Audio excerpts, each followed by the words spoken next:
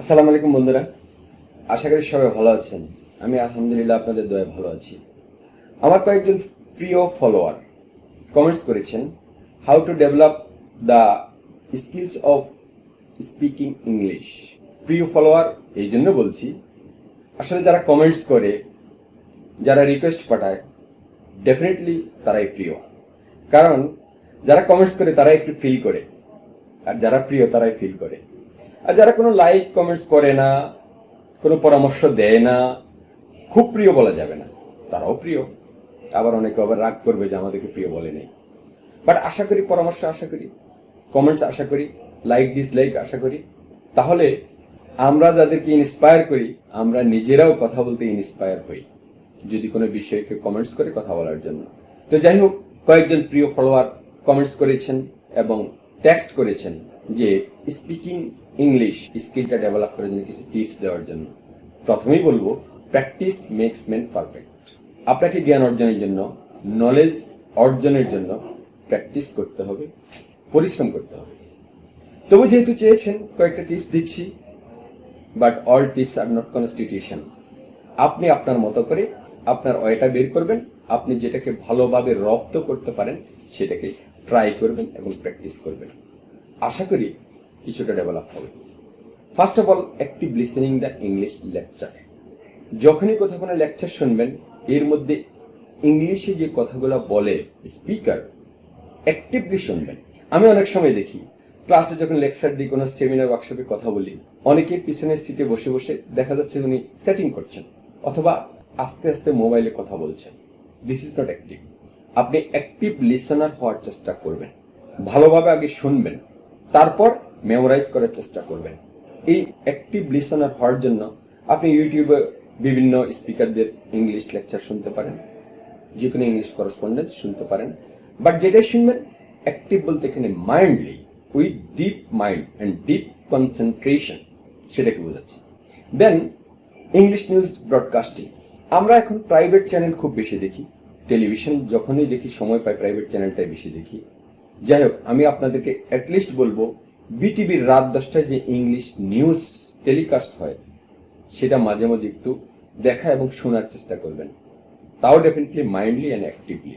CNN English news telecasting সময় পেলে শোনার চেষ্টা করবেন, এটা আপনাকে হেল্প করবে। ফর এক্সাম্পল, আপনি যখন রাত 10টার ইংলিশ টেলিভিশন নিউজ শুনলেন, নিউজ প্রেজেন্টার বলছে prime minister Sheikh Hasina inaugurated the Padda Bridge today. Millions of people gathered there. Prime Minister hopes the prosperity of the country as well as nation.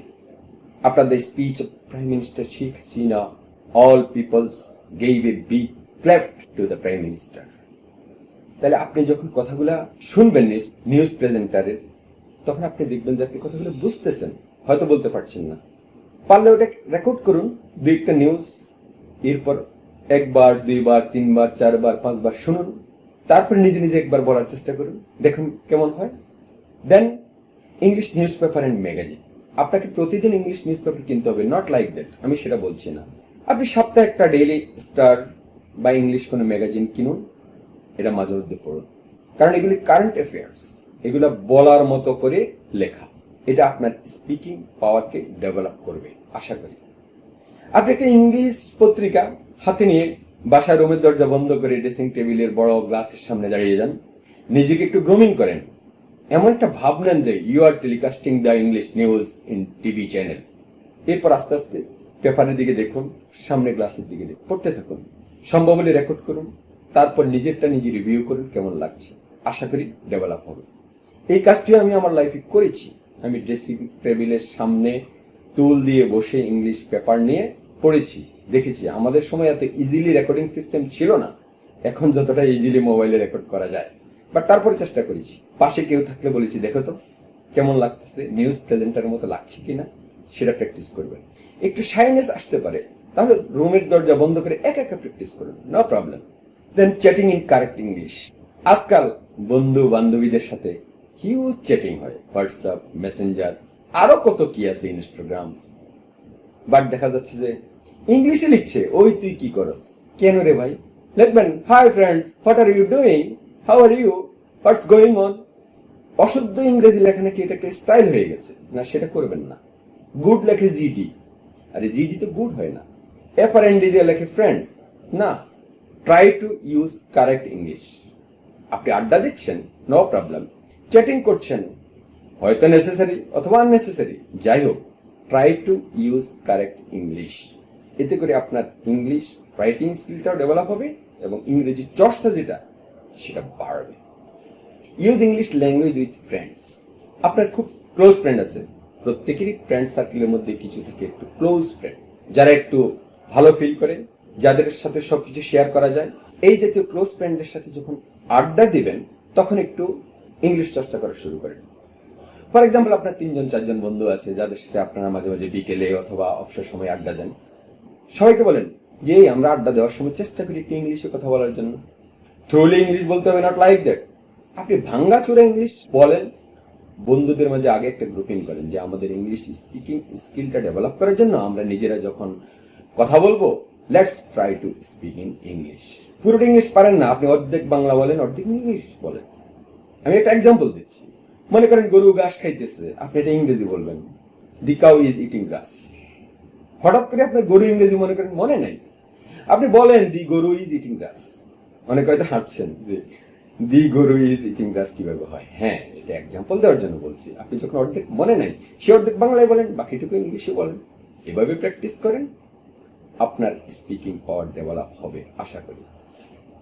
Gossiping by mixed language, যেটা একটু আগে বললাম, ভাঙ্গাচোরা, অর্ধেক বাংলা, অর্ধেক English, অর্ধেক আঞ্চলিক, এই যে মিক্সড ল্যাঙ্গুয়েজ ইউজ করবেন আড্ডা দেওয়ার সময় বন্ধুদের সাথে। এর মধ্যে প্রায়োরিটাইজ রাখবেন ইংলিশটা। ইংলিশ যত বেশি বলতে পারেন, আর যেটা দেখবেন ইংলিশ মুখে আসছে না, মনে আসছে না, অতটুকু বাংলা বা আপনার আঞ্চলিক বলবেন। বাট আপনার টার্গেট বা এইমটা থাকবে যে I will try to speak in English. Follow the smart mailing. আমরা যারা অফিসিয়াল জব করি বা যে কোনো ক্ষেত্রে এখন, not only official job, huge mailing আদান প্রদান হচ্ছে। আপনি হঠাৎ করে কোনো একটা মেইলে পেয়ে গেলেন, বা আপনি সিসিতে ছিলেন অথবা কারো মেইলিং দেখলেন, যদি দেখেন যে একটি স্মার্ট ইংলিশে লেখা একটা মেইল পেলেন, ওই মেইলটাকে আপনি আবার একটু ফলো আপ করেন যে কিভাবে লিখলো, ও সুন্দর ল্যাঙ্গুয়েজ তো, এটা কয়েকবার পড়েন। পড়ে এই সুন্দর ল্যাঙ্গুয়েজটাকে আপনি যখন কাউকে মেইল করবেন তখন সেটা অ্যাপ্লাই করার চেষ্টা করুন। আমি কিন্তু কপির কথা বলছি না। কপি করা, নকল করা সেটা অন্যায়, কিন্তু কাউকে ফলো করা, কোনো ভালো জিনিসকে ফলো করা, করে সেটা চর্চা করে নিজে ট্রাই করা, সেটা কিন্তু অন্যায় নয়, এবং সেটা সত্যিই হয়। লাইফে যারা সাকসেস হয়েছেন তারা কাউকে না কাউকে ফলো করেছেন, নট কপি। কপি আর ফলো নিয়ে, তারতম্যটা নিয়ে সময় পেলে একসময় বলবো। Try to grip the chance to perform. আমি আমার সকল বন্ধুদেরকে, ফলোয়ারদেরকে বলি, when you get chance to say something in front of audience, in front of your viewers, in front of your seniors, try to grip the chance. আপনি যদি nervous হন, লজ্জাবোধ করেন যে কারোর সামনে কিছু বলবো কি না কি বলে, আরে যে যাই বলুক, এই যে একটা গান আছে, ওরা যে যাই বলুক ভাই, তাতে আমার কি আসে যায়। আপনি আপনার পারফর্ম করবেন, আপনি সুযোগ পেলে কথা বলার কথা বলবেন। এতে করে আপনার নার্ভাসনেস ওভারকাম হবে এবং কনফিডেন্স লেভেল গ্রো হবে। কথা না বললে কখনোই জড়তা যাবে না এবং স্পিকিং পাওয়ারটা বাড়বে না। Understanding your audience, it is very important. আপনি কার সামনে কথা বলছেন, আপনার অডিয়েন্স কারা, সেটাকে আপনাকে ইভ্যালুয়েট করতে হবে। আপনাকে বুঝতে হবে আপনি কাদের সামনে কথা বলছেন।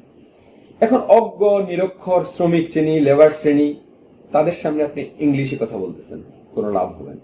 আপনাকে বুঝতে হবে কোন শ্রেণীর লোকের সাথে কথা বলছেন, সেটাকে বুঝে আপনাকে কথা বলতে হবে। প্রয়োজনে যতটুকু সম্ভব কাট শর্ট করতে হবে। Overcome your nervousness. শুধুমাত্র নার্ভাসনেস কিভাবে ওভারকাম করবেন এটার উপরে আমার একটা ভিডিও আছে, হাউ টু ওভারকাম নার্ভাসনেস। ইচ্ছা করলে সেটা দেখে নিতে পারেন। এখানে সংক্ষেপে বলছি, আপনি অডিয়েন্সের সামনে দাঁড়িয়ে গেলেন, কথা বলবেন, নার্ভাস ফিল হচ্ছে, হাত পা কাঁপছে, আপনার ইংলিশ তো দূরের কথা, বাংলা কথা মনে আসছে না। একটু গ্রুমিং করেন। প্রথমে একটা ভাব নেন যে আমি যদি স্পিকার হিসেবে দাঁড়িয়েছি সবার সামনে, I am the best of all, যে আমি সবার সেরা, না হলে আমি কেন স্পিকার। নিজের কনফিডেন্স লেভেলটা গ্রো করেন। হাত পা কাঁপছে, নিজে আর একটু কাঁপান, একটু নড়াচড়া করে কথা বলেন। আপনি দর্শককে বোঝান যে দিস ইজ মাই স্টাইল, আমি একটু নড়ে চড়ে কেঁপে কেঁপে কথা বলি, মাইন্ড করার কিছু নেই। এর মধ্যে আস্তে আস্তে কথা বলতে থাকুন অ্যান্ড গ্রোমিং আপ। তারপর আবার চেষ্টা করুন, কথা বলুন, একসময় নার্ভাসনেস ওভারকাম হবে, কনফিডেন্স গ্রো হবে। Use the words that helps to pause. এখন কথা বলতে গিয়ে আটকে গিয়েছেন নার্ভাসনেসের কারণে, খুঁজে পাচ্ছেন না কি বলবেন, তখন কিছু ওয়ার্ডস আছে, টেকনিক আছে, যেটাকে আপনি পজ দেওয়ার জন্য ইউজ করতে পারেন। যেমন বাংলায় যদি বলেন যাই হোক, আচ্ছা ঠিক আছে, ইংরেজিতে এনিওয়ে, ও ইয়েস, এই জাতীয় শব্দগুলো বলবেন। আপনি কথা বলতে বলতে ভুলে গেছেন, তারপরে বলবেন যে এনিওয়ে। এনিওয়ে কথাটা ইউজ করে আপনি এখন যেটা মনে আসছে সেদিকে চলে যেতে পারবেন। তারপর আপনি দর্শকের কাছ থেকে নিতে পারেন যে আমরা কোথায় যেন ছিলাম। অডিয়েন্স আপনাকে হেল্প করবে যে স্যার আমরা এই আলোচনায় ছিলাম, এই টপিকের মধ্যে ছিলাম। এগুলো one kind of technique. Pause দিয়ে আবার নতুন করে কথা শুরু করবেন। পয়েন্ট যেটা ছুটে গেছে একটু পজ দিয়ে, একটু গ্যাপ দিয়ে সেই ছুটে যাওয়া পয়েন্টটাকে মনে করার চেষ্টা করবেন। তারপর আবার ওটার উপরে কথা বলবেন। এর মধ্যে মনে আসছে না, আপনি অডিয়েন্সের কাছে যান যে আপনাদের পরামর্শ কি, হোয়াটস ইউর কমেন্টস, আমি যেটা বললাম সেটার উপরে কার কি মন্তব্য আছে। তখন দেখবেন যে দুইজন মন্তব্য করে ফেলছে, আর আপনি যে কথাটা বলছিলেন সেটা আপনার মনে চলে আসছে, যেহেতু সে কমেন্টস করছে। এই জাতীয় টেকনিক অবলম্বন করে আবার আপনি আপনার বক্তব্য বা টপিকের মধ্যে ফিরে আসবেন। Eye contact to the audience. কখনো অডিয়েন্স যাতে মনে না করে যে আপনি কথা বলছেন, অডিয়েন্সের দিকে তাকাচ্ছেন না, তাহলে কিন্তু সমস্যা আছে। আপনাকে অডিয়েন্সের সাথে আই কন্ট্যাক্ট করতে হবে, তবে এমন ভাবে তাকাবেন, এদিক তাকাবেন, কথা বলবেন, অডিয়েন্স বুঝবে যে আপনি সবাইকে দেখছেন আর আপনিও সবার দিকে তাকাবেন।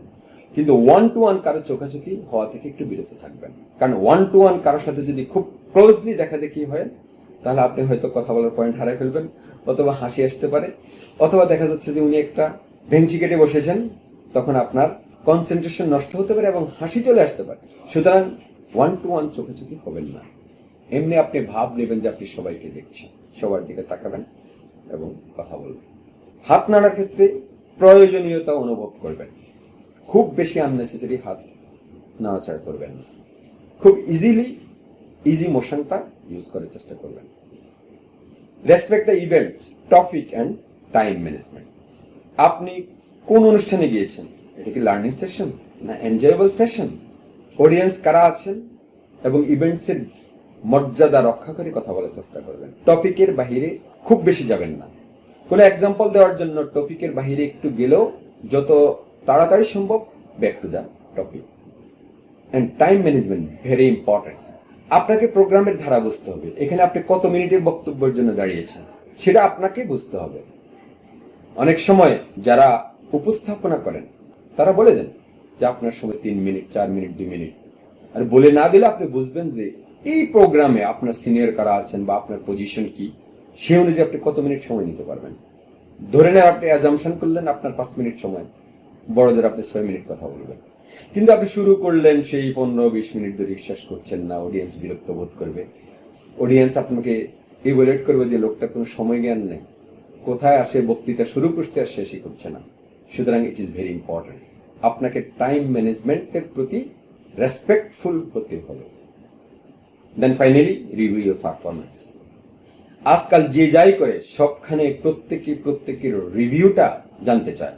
আপনি অডিয়েন্সের সামনে কথা বলেছেন, বক্তব্য দিয়েছেন, গান করেছেন, ডান্স করেছেন, ফান করেছেন, একটু রিভিউ নেওয়ার চেষ্টা করবেন। এটা যথেষ্ট টেকনিক আছে যে আপনার প্রতি দর্শকদের মোটিভেশনটা কি ছিল, মোটিভটা কি ছিল, দর্শক আপনাকে কিভাবে নিয়েছে, অডিয়েন্স আপনাকে কি পজিটিভলি নিয়েছে না নেগেটিভলি নিয়েছে। হ্যাঁ, সব অডিয়েন্সদের পজিটিভলি নিবে তা নয়, কিন্তু পজিটিভনেসের মাত্রা কতটুকু ছিল, নেগেটিভনেসের মাত্রা বা রেশিও কতটুকু ছিল, সেই রিভিউগুলো নিয়ে পরবর্তীতে আপনি আপনার নিজকে প্রয়োজনে চেঞ্জ করার চেষ্টা করবেন। রিভিউর উপরে অনেক কিছু ডিপেন্ড করে, এবং রিভিউর উপর ডিপেন্ড করে আপনি বোঝার চেষ্টা করবেন আসলে অডিয়েন্স কি চায়, কি ধরনের বক্তব্য চায়, বা তাদের প্রত্যাশা কি ছিল, সেটাকে আপনি পরবর্তী সেশনে কাজে লাগানোর চেষ্টা করবেন। আপনি এমন ধরনের ইংলিশ বললেন, অডিয়েন্স বললো যে লোকটা তো ইংলিশ জানেই না, আরো বলতে চেষ্টা করে আরো নষ্ট করে ফেলছে, সেটা করবেন না। জানেন না বাংলায় বলুন, ইংলিশ প্র্যাকটিস করুন, এবং ডে টু ডে যত বেশি প্র্যাকটিস করবেন তত আপনি জানবেন, বুঝবেন এবং বলতে পারবেন। আশা করি কিছু টিপস বললাম ইংলিশ স্পিকিং এর ক্ষেত্রে, সেটাকে ফলো করবেন। আবার একটু সামারি করছি, you should be active listener. Actively শুনবেন, চান্স যখন পাবেন সেখানে স্পিচ দেওয়ার চেষ্টা করবেন, অডিয়েন্স বুঝে কথা বলার চেষ্টা করবেন, টাইম ম্যানেজমেন্টকে রেসপেক্ট করবেন, কি ধরনের প্রোগ্রামে আছেন, সেখানে টপিক কি হতে পারে, কোন টপিকের উপর আছেন সে অনুযায়ী কথা বলবেন। আপনি কোনো একটা অনুষ্ঠানের উদ্বোধনী বক্তব্য দিতে যাচ্ছেন, সে একটা ট্রেনিং সেশনের উদ্বোধন, সেখানে আপনি বক্তৃতা দাঁড়িয়ে রাজনীতিক বিশিষ্ট নেতাদেরকে স্মরণ করে তাদের প্রতি শ্রদ্ধা নিবেদন করে বক্তব্য দেওয়া শুরু করছেন। না, খুব বেশি কি দরকার? সব জায়গায় জাতীয় নেতাদেরকে স্মরণ করে শ্রদ্ধা দিয়ে শুরু করতে হবে? আদৌ কি দরকার আছে কিনা? যে প্রোগ্রামে গিয়েছেন সেখানে আদৌ এটা দরকার আছে কিনা সেটা একটু খেয়াল করবেন। আপনি ইফতারের প্রোগ্রামে গেলেন, সেখানে গিয়ে বড় এক নেতার প্রতি শ্রদ্ধা সম্মান দেখিয়ে তার অ্যাচিভমেন্ট নিয়ে লম্বা বক্তব্য দেওয়া শুরু করলেন।